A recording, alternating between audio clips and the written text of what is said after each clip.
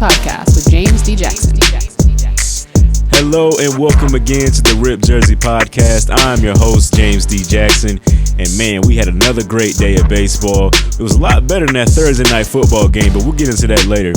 What we'll get into now is Yordan Alvarez does it again. We had a rain out in the Yankees and Guardians series, and we look ahead to some of the great matchups taking place on Friday. We got a lot to get into, but whether you're watching on YouTube or listening on the podcast app, subscribe to the podcast, man. We do a lot of good work here. It would mean a lot to us, but enough of that self-promotion. Let's get into it. Here's the first story of the day. Here's the first story of the day. You know, a lot of people wrote off the Seattle Mariners after blowing that game one lead thanks to Yordan Alvarez hitting a walk-off home run, something that doesn't happen too often in the postseason. I wasn't one of those people. I still had hope. But after Thursday and what I saw in game two, I think I've lost that for the Seattle Mariners. Because the first story of the day is the Houston Astros took down the Seattle Mariners 4-2 in game two, and now they have a 2-0 lead over the Seattle Mariners. And as you know, in a 5-game series, you only need 3 wins. So this looks like it's pretty much over. And here's why I'm so distraught by the loss in terms of my confidence in Seattle being able to win this series. You have your best guy on the mound, Luis Castillo. He goes 7 innings. You know, he was unstoppable throughout the entire season and the last wild card series. And he wasn't able to get it done for you this time. No fault of his own. I just think the Houston Astros are too good of a team. We talked about Yordan Alvarez. We talked about the Seattle Mariners need to walk him. He's been great. We talk about that. But it's not just Yordan Alvarez that's winning these series. You know, Pena keeps getting on base in front of Alvarez. So it's, you know, Alvarez is never going up there by himself. There's always somebody on base, seems like, when he goes up there. And then behind him is Alex Bregman, who he hits home runs and he makes big things happen. But he made another big thing happen in this game, in game two, after they actually decided to walk Yordan Alvarez. It's like when they lost the game one, they played 9 2/3 innings of great baseball, you know, enough to win a game. It was just that one pitch and that one on that last out that cost them. When you play a team that's that good, where you can't make one mistake, because that's what it seems like to be happening in this series. You can't make one mistake against the Houston Astros. That changes everything, and I think it's just too much to overcome. We talked a lot about the magic that the Seattle Mariners have. We talked about them breaking their postseason streaks. We talked about, them, breaking records this year for their franchise. But that just doesn't seem to be enough. This magic doesn't seem enough to overcome this powerhouse of the Houston Astros. We all know the Seattle Mariners are the newcomers on the block. You know, they haven't been here in 21 years. We all know that the Houston Astros have been here many, many years, and with controversial things happening on their side. But I think it's just too much. I think the Houston Astros are too much for the Seattle Mariners. And that's no slight to Seattle. They had a great season, a great, great season. I'm just happy to get to play in front of their home fans in a postseason game. Now, if they don't win this series, the Seattle Mariners, if they don't come back and win it, I do hope that the Seattle Mariners get to win a game in front of their home fans in the postseason. At least have that. I think that'll be closure enough on this season, because who would have expected the Seattle Mariners to be here this far anyway? You know, they just missed out last year in the postseason, and we had big high hopes on the Seattle Mariners getting into the postseason, and they did. But to be in the divisional series, who would have thought they got this far? I think that's a consolation prize. I think if they win just one game in front of their home fans in the postseason, that'll be all the worthwhile for this year. And then next year, the expectations go up. The expectations go a lot higher. I think a lot of things change next year. But as of right now, just win a game in front of your home fans. I think a lot of people would appreciate that. A lot of fans around baseball would appreciate that. I like to think of myself as not a Seattle Mariners fan or a fan of pretty much any team in the MLB. I'm a fan of baseball in its totality. And as a baseball fan, I would like to see it. I would like to see that. I would like to see the Padres get a win in front of their home fans because it's been so long. I think it's great for baseball. But let's get into by the numbers for this series because we want to talk about how they perform. We do this every show. Let's do it again. Here's by the numbers. By the numbers for the Seattle Mariners, Carlos Santana had 3 at-bats, had 1 hit and 1 RBI. Dylan Moore had 2 at-bats, 1 hit, 1 RBI. And Julio Rodriguez had 5 at-bats with 1 hit. Just wasn't able to string enough together to win this game. They put runs on the board, but it just wasn't enough, especially with, like I said, the high-powered offense of the Houston Astros. And for Houston, Jimmy Pena had 3 at-bats for 2 hits and 2 runs.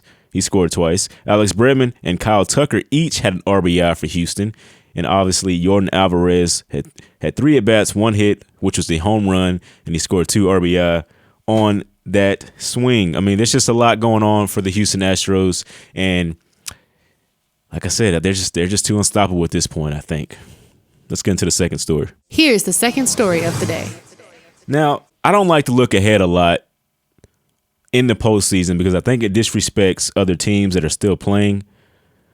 But I've seen this so much on social media, on, listening to radio shows and other podcasts. So I want to give my opinion on it, especially as this Houston Astros and Seattle Mariners series looks like it's wrapping up. I don't like to look ahead, like I said, but we're going to do it here. I don't think it's something that's going to happen often, so don't, expect that. But I think it may be fun in this situation. Now, the second story of the day is the Yankees and Guardians game was rained out and moved to Friday. So we don't have a game to talk about. But what we do have is a big question. And the question is, who would the Yankees rather play in the championship series? Now, we have the Houston Astros and Seattle Mariners. The best story would be the Yankees versus the Astros. And I mean, fans, I know the Yankees fans would love to be able to beat the Astros after what happened in 2017 with the cheating scandal. But I think the easiest route would be the Seattle Mariners. And again, that's no slight to Seattle. It's just those are the facts of the talent on each team. Obviously, the Yankees have a lot more money to get a roster that they deem as a postseason roster. The easiest route is the Seattle Mariners. The Yankees would be the underdog in Houston because, like I said, Houston is that good. But the matchup that would happen with the Houston Astros and the New York Yankees after what transpired in 2017, I think would be the best thing for baseball. I think it'd be great. Now, if the Yankees lose that series, that'll be disheartening for their fans because now it's twice. And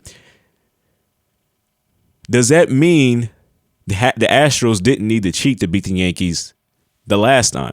Because you could argue the Yankees are better this time than they were in 2017. Aaron Judge obviously has become more of a power hitter and a dangerous hitter than he was back then, although he was going to be the MVP, but I think he is the MVP this year. The Yankees have brought in other guys. They brought in further guys that have helped their roster. The Yankees have won 99 games this year, a lot more than they did in 2017. So I think the Yankees are better this year. But would it hurt more to lose this year than it did in 2017? That's the question I have for Yankees fans. And I'd like you to leave your comments below. Would it hurt more if you lost this year besides when you lost in 2017? Now, if you win, because there's obviously a possibility, winning in this year, how good would that feel because of what happened in 2017? Now, like I said, the easiest road is through Seattle. You'd obviously be the favorites in that series. In this series, going against Houston, which one would you rather have? And as baseball fans who aren't fans of either team, which one would you rather see? Those are the big things for today. Let's get into the third story. Here's the third story of the day. The third story of the day is usually a roundup of the 3 things I think you need to know. However, not a lot is going on in the world of baseball news at this point. So what we will do is we'll ask you guys in the comments, who you got? Who you got? Who do you have for the games on Friday? Number 3. We got the Cleveland Guardians and the New York Yankees. They're facing off pretty soon here. They're in game 2. The Yankees lead 1-0. Who do you got in that series? What are your thoughts on it? What are your thoughts on that? Number 2. Number 2, we got the Braves and the Phillies. Who you got? That series is tied 1-1. We talked about that game in extent yesterday as the Atlanta Braves tied the series, the defending champs against the Phillies. The Phillies had a great middle of their lineup in game 1 that did most of their damage. And then the Atlanta Braves came back in game 2 and showed why they're the defending champs. Who do you got in game 3? Who do you think is going to take the edge in this one? Number 1. Number 1, the Dodgers and the Padres.